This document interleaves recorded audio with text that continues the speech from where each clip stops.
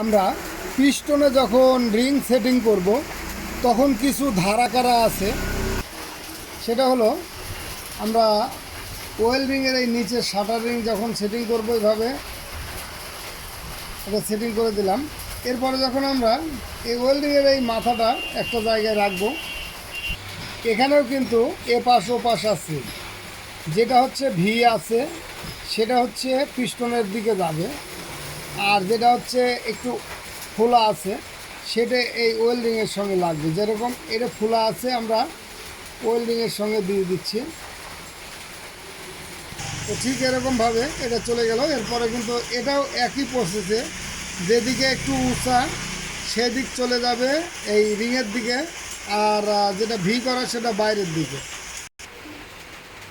তো ঠিক একই প্রসেসে আমরা দুটো রিং সেটিং করে দিলাম। এরপরে আমরা ওয়েল রিং যেটা কালো রিং যেটা আর কি, এটা হলো ঢালাই। এটা কিন্তু মাঝখানে থাকবে, যে সাইডে লেখা থাকবে আমরা এই সাইডটা উপরের দিকে রাখবো। ঠিক এইভাবে আমরা এইভাবে ধরবো চারা দিয়ে, যাতে সুন্দরভাবে রিংটা পড়ে যায়। এটাও কিন্তু একই প্রসেসে হবে, যে সাইডে লেখা আছে এটা উপরের দিকে থাকবে, কারণ এখানেও কিন্তু ভি করা আছে। তো ঠিক এইভাবে আমরা রিং লাগাবো। তো রিংয়ের পাইল এই 5টা রিংয়ের মুখ কিন্তু 5 দিকে থাকবে।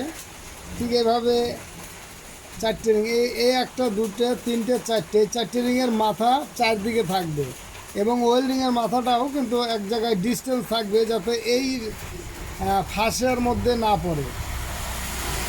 এইভাবেই যেন আমরা লাগাই, তাহলে কিন্তু আর ইঞ্জিন মোবিল খাওয়ার সম্ভাবনা থাকবে না।